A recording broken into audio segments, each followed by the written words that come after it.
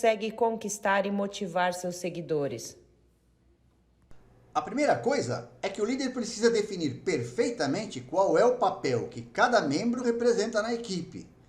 Isso significa ter coragem para delegar a autoridade e cobrar responsabilidade de cada um.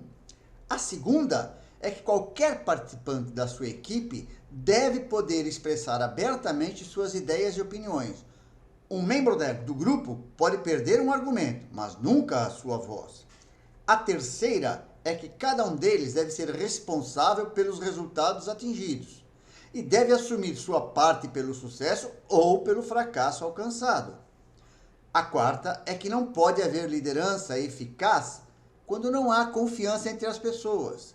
Quando o poder é distribuído, as pessoas ficam mais propensas a falar a verdade porque se sentem menos vulneráveis. Como o líder desperta nos outros a vontade de vencer?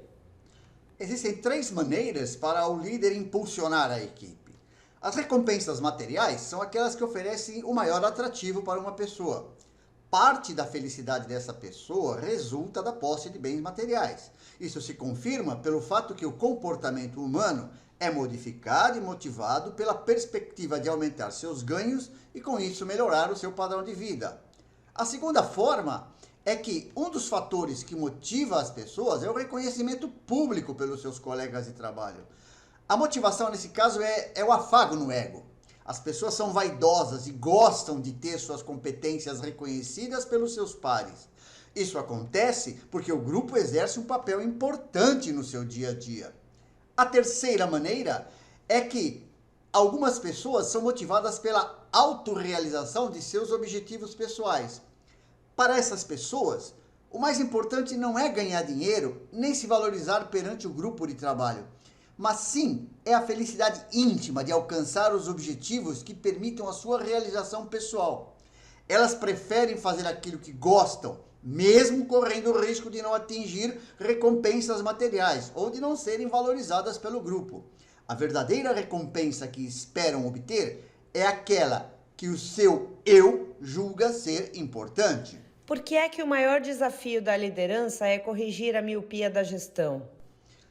A gestão é míope por natureza. Ela só enxerga o aqui e o agora. Seu horizonte de resultados é o curto prazo e suas preocupações estão relacionadas com as metas e os objetivos existentes para o momento atual. A função do gestor é manter o status quo e trabalhar concentrado nos sistemas e na estrutura estabelecida. Já a liderança tem que enxergar além do horizonte. O líder trabalha para o longo prazo. A principal responsabilidade do líder é desafiar o status quo do presente. Ele geralmente precisa encontrar soluções fora da caixa. Só que para fazer isso, ele às vezes tem que romper com o sistema e com a estrutura estabelecida. Então o que nós podemos dizer é que a gestão associada à liderança maximiza os resultados através dos sistemas administrativos e das pessoas. Afinal, o que fazem os líderes? Existem 8 papéis chaves que são responsabilidade da liderança. O primeiro é o de ser o treinador, treinar a equipe e deixar a equipe preparada para o trabalho. O segundo é organizar a equipe, ter um organograma bem definido, as pessoas colocadas nos seus lugares corretos. O terceiro é como negociador. O líder precisa negociar não só com os membros da equipe, como com os seus superiores, como também com os clientes.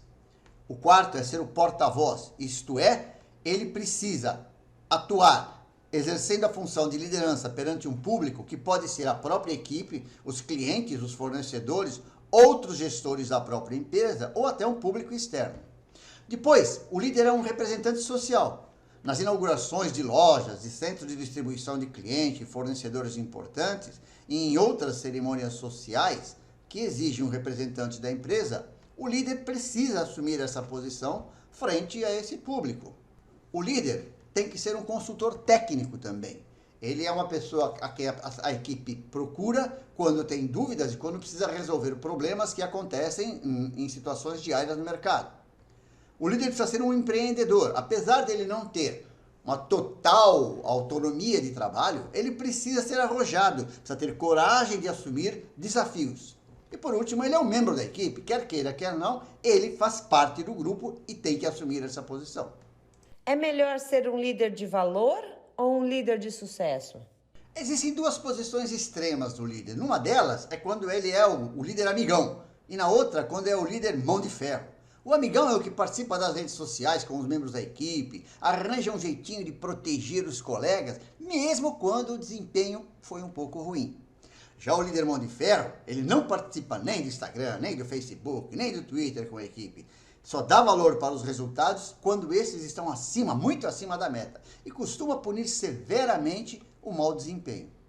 Entre os dois, fica o que nós poderíamos chamar do líder de valor, que é aquele que cria um ambiente agradável, trata todos de igual para igual, implanta as mudanças quando elas são necessárias, torna gratificante o prazer da equipe, mas também fixa objetivos desafiadores, mostra os instrumentos para atingir esses objetivos, apresenta os procedimentos que devem ser seguidos, esclarece as expectativas individuais e cria o envolvimento da equipe. Esse é o que nós chamamos de um líder de valor. Por que é que a competência do líder é o seu passaporte para o sucesso? A competência do líder é formada por 3 elementos: o seu conhecimento, suas habilidades e suas atitudes. O conhecimento, evidentemente, é aquilo que ele sabe sobre o mercado, sobre os clientes, sobre a empresa. As habilidades é o saber fazer, né? Ele sabe fazer, ele sabe liderar, ele tem capacidade técnica para liderar, ele consegue conversar com os clientes, ele consegue resolver os problemas da equipe. E por último, suas atitudes, que são, na verdade, o seu saber ser. É a forma como ele se comporta com a equipe, a forma como ele se comporta com o seu superior, como ele se comporta com o público externo. Juntando o seu conhecimento, suas habilidades e suas atitudes, o líder tem a sua competência profissional. Quando é que a liderança muda de um mar de rosas para o inferno de Dante? As pessoas acham que a liderança é uma coisa sempre boa, porque traz sensação de poder, traz prestígio, dá oportunidade para o líder de ajudar os outros, dá uma oportunidade de crescimento para o líder, dá uma autonomia. Na verdade, esse mar de rosas pode se transformar no inferno de Dante, porque o líder também é responsável pelos fracassos. Ele tem uma autoridade limitada. Ele sofre de um isolamento porque normalmente a liderança é isolada. E ele tem que ter muito envolvimento político, não é só o técnico. E o que é pior do que tudo, ele tem a obrigação de não falhar. Essas desvantagens colocam o líder numa situação, às vezes, bastante difícil e complicada. Como ser um líder que a equipe admira e respeita? O líder que a equipe admira e respeita, ele tem uma personalidade marcante, uma personalidade forte. O seu comportamento é proativo, não é agressivo, mas é proativo, de forma a tocar sempre o barco para frente. Ele tem grande motivação pessoal, ele consegue motivar as pessoas pela sua motivação. E além disso, tem habilidades mentais, ele consegue raciocinar rapidamente, ele resolve os problemas quando os problemas acontecem. Essas 4 características fazem o perfil de um líder eficaz. É melhor ser um líder centralizador ou um líder liberal? Quando falamos de Steve Jobs, Bill Gates, Elon Musk, Angela Merkel, estamos falando de líderes que são influenciadores. O líder, ele, dependendo do seu estilo de liderança, ele consegue influenciar os seus seguidores. Ele pode ter um estilo muito centralizado, até o estilo da delegação total. Não existe um estilo que seja correto. O estilo vai depender da necessidade, do momento, da situação. Há momentos em que a centralização é importante, são momentos em que ele precisa agir e agir de forma forte. E há momentos em que delegar é fundamental para dar mais motivação para a equipe. Então, centralizar, abrir, delegar vai depender justamente da situação, do momento e dos objetivos do líder e da equipe. Como fazer a equipe superar seus limites e vencer desafios? A liderança pressupõe um foco no trabalho das pessoas, mas também um foco no resultado. De nada adianta um líder ter um foco muito grande sobre as pessoas e não ter nenhum foco no resultado. O líder fraco é aquele que não tem nem o foco no resultado, nem o foco nas pessoas. Por outro lado, o líder social é aquele que tem um alto foco nas pessoas, mas tem muito pouco, está muito pouco focado nos resultados. O autoritário trabalha muito em cima do resultado e pouco nas pessoas. O líder equipe é aquele que consegue manter um equilíbrio entre o resultado e o bem-estar das pessoas.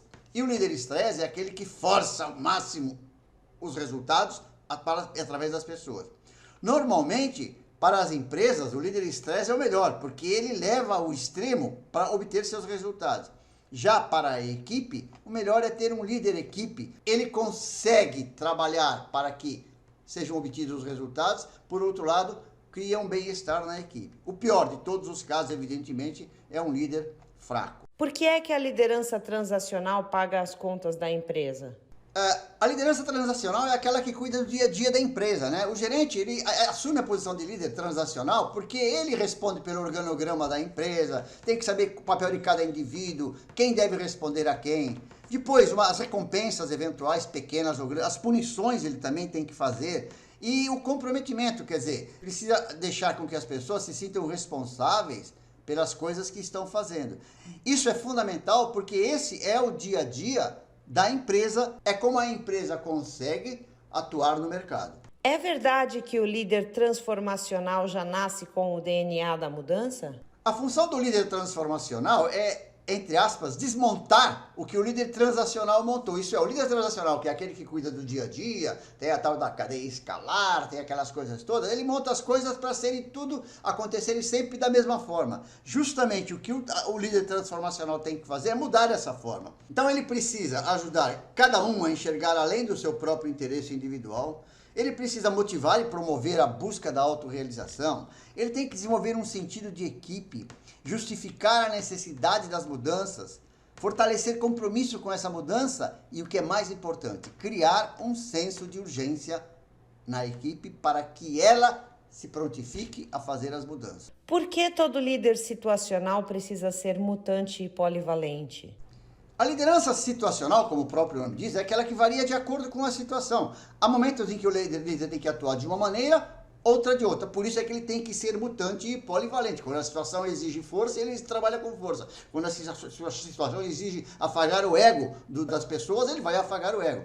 Então, ela depende de 4 fatores básicos. O perfil da equipe, isso é, se a equipe é bem evoluída, se a equipe tem pouca experiência, da tarefa que vai ser realizada. Se ele tem uma equipe com pouca experiência, uma tarefa difícil, ele tem que trabalhar de uma forma mais, digamos assim, autocrática.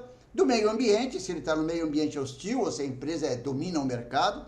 E por último, do seu próprio estilo. Se ele não tem um estilo de liderança que é forte ou que é fraco, isso vai afetar o resultado. Essas 4 variáveis atuam a cada momento em função das necessidades que o líder vai ter. Como o líder carismático exerce seu poder sobre a equipe? O voice, V-O-I-C-E, são os 5 elementos que formam a estrutura da liderança carismática. A equipe aceita de forma inquestionável as verdades do líder nesse caso. A obediência é que a equipe está disposta a obedecer às suas ordens. Identificação é que cada membro tem que se identificar pessoalmente com o líder. A crença, a equipe acredita nas mesmas coisas que o líder acredita.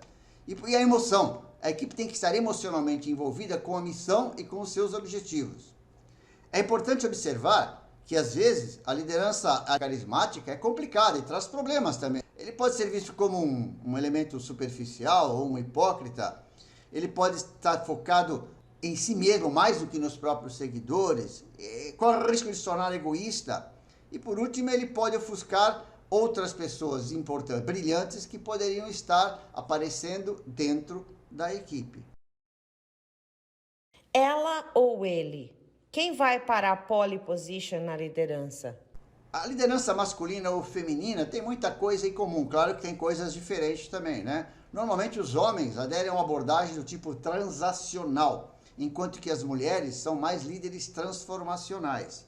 O líder masculino se envolve menos com a equipe, já a líder feminina ela é mais engajada com a equipe, né? As mulheres costumam trabalhar mais com a recompensa, elas procuram recompensar aquilo que é o trabalho bem feito. Já o homem trabalha o oposto, ele costuma punir o trabalho que é mal feito. São formas diferentes de se focar os resultados. As mulheres elas tendem a desenvolver mais as habilidades associadas ao incentivo e ao apoio, enquanto que os homens são considerados melhores na tomada de decisão e na solução de problemas.